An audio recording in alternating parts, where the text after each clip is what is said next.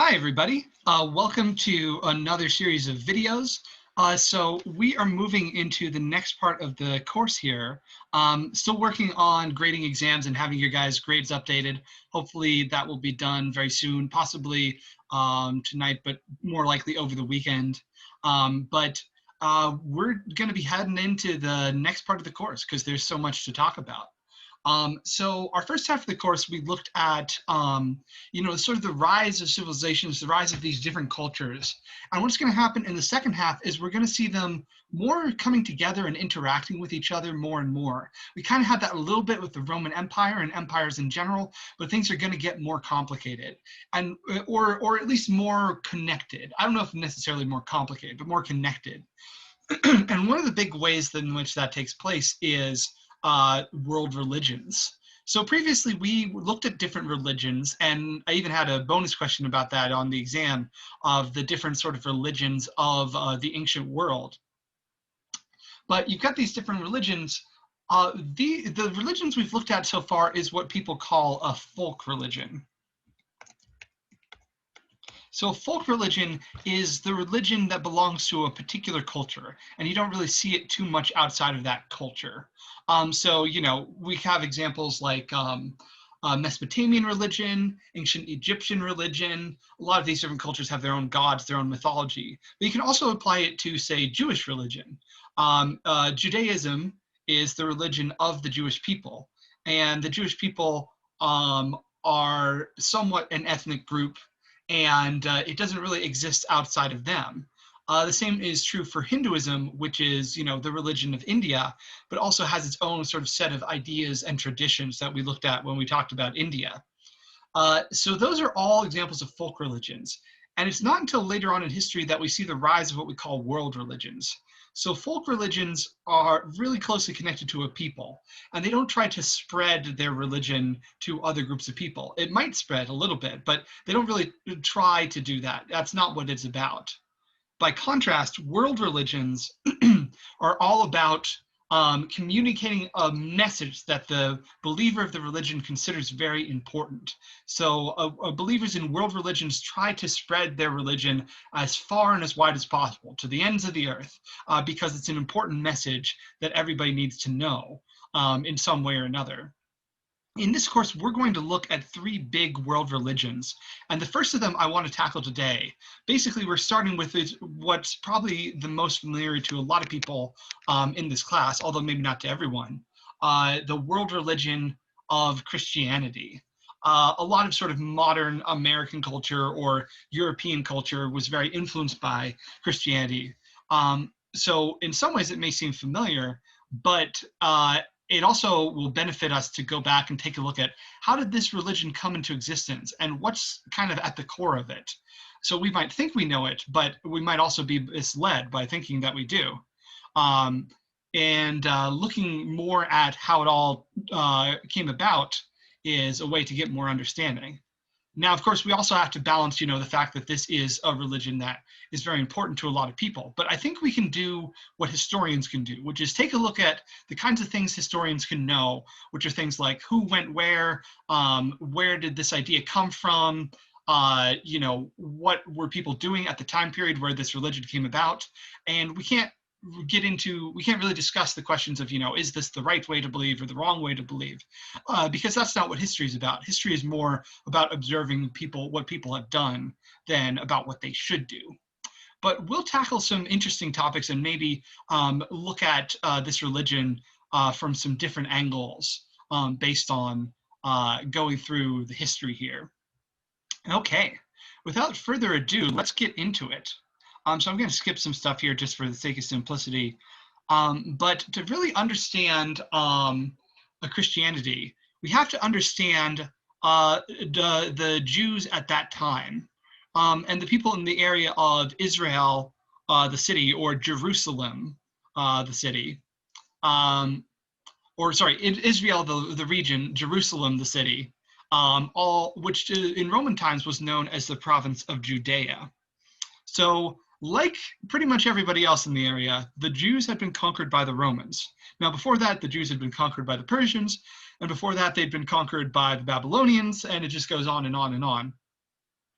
But it seems like in the time period, like there was this repeating pattern that the Jews would be frustrated with one group and then another group would take them over and they'd like them a whole lot more. But in the time period of the Romans, they were already getting to dislike the Romans pretty heavily. There's a lot of tension between the Jewish people who lived in the region and the Roman authorities who were coming in from outside.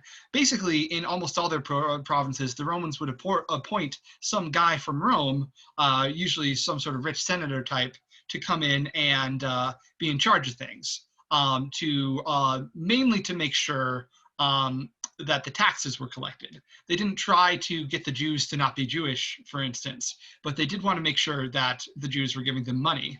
And this is how there got to be some problems, which is, as we see many times in history, when people are paying too much money to the overlords who are in the region, then revolution is going to break out because they are feeling like they're being strapped for cash and really exploited. So that's going to cause some anger and that's going to cause tension.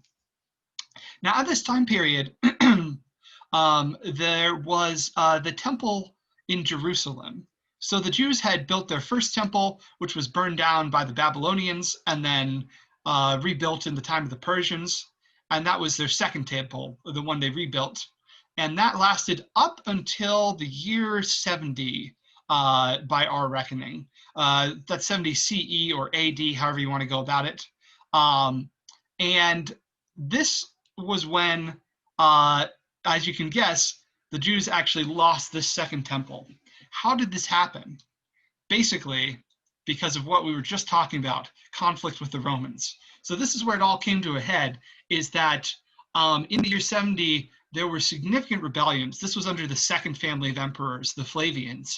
The Jews resisted the high taxes that they were being made to pay, and they tried to start a revolution. Various groups did anyway. There were a lot of different groups seeking revolution. But the Romans came in with a big old army, as they do, and they put that whole thing down. And just to kind of, show who was boss, they burned down the temple in Jerusalem, the sacred holy temple. And it has not been rebuilt completely to this day, I believe.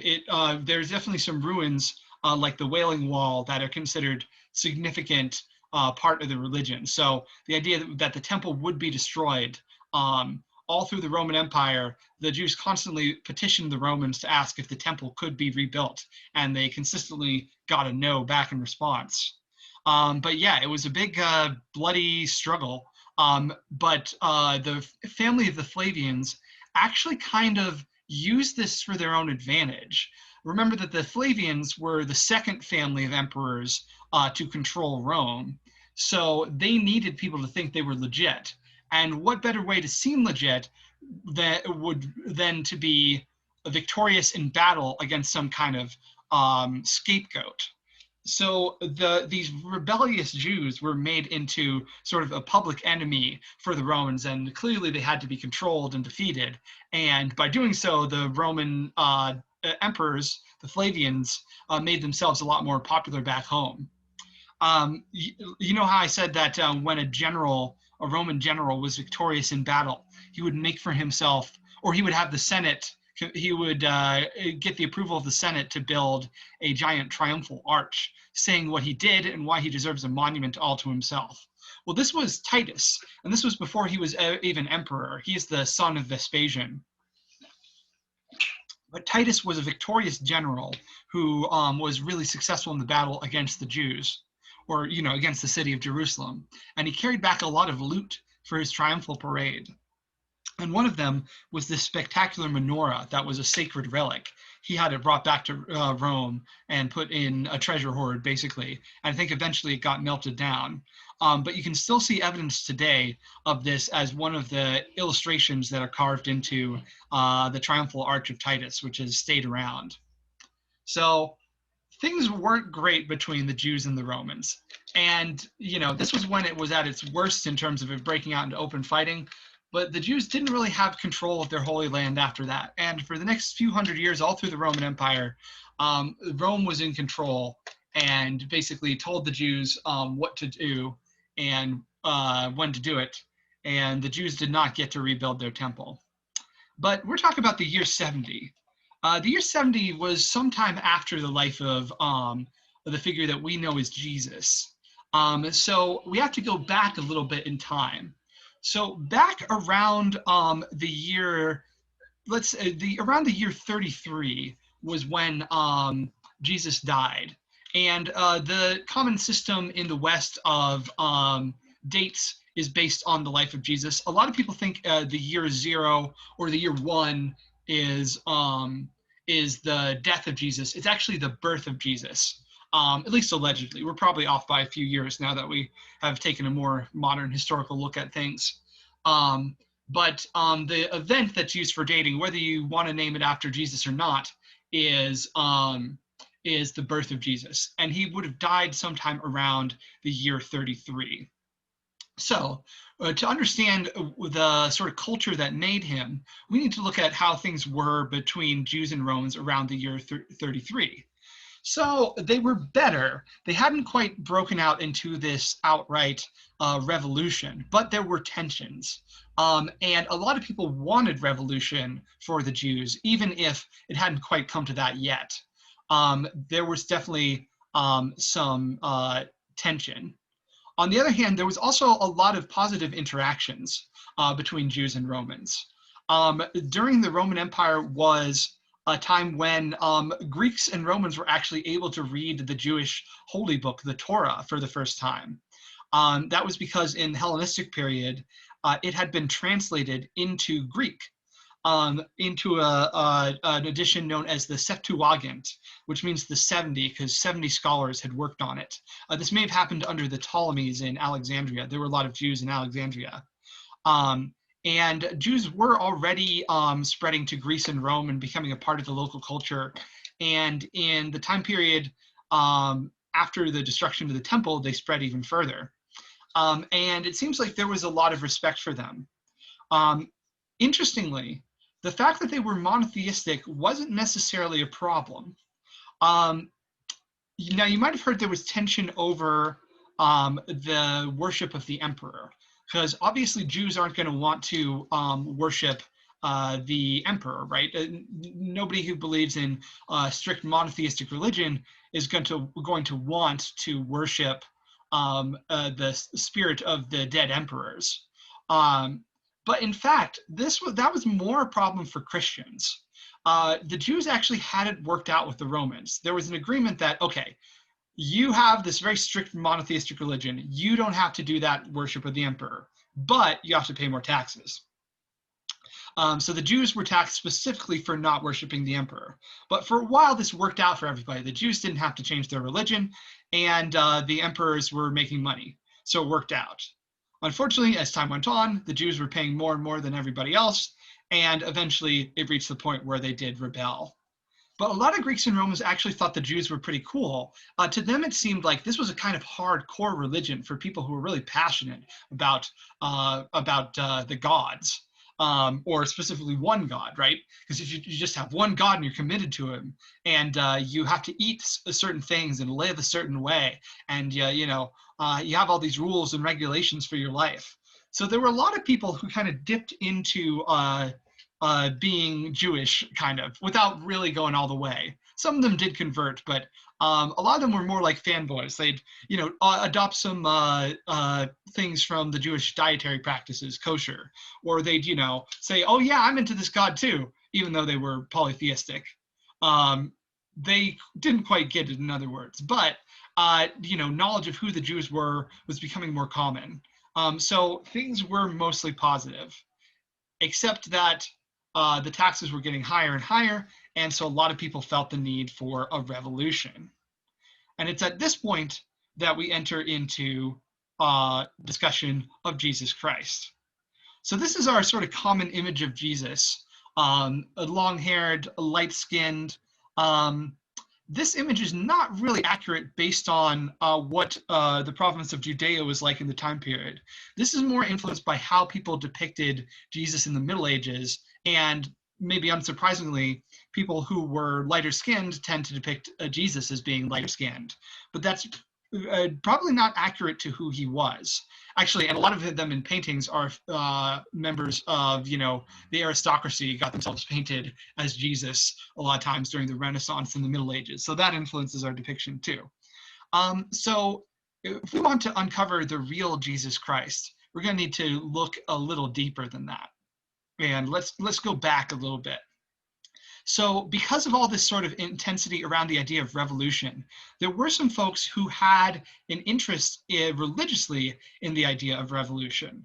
That there were new movements in Judaism that said, Rome is going to be overthrown and destroyed. God won't let the Romans oppress us forever. Somebody's going to come along to stop them from doing that.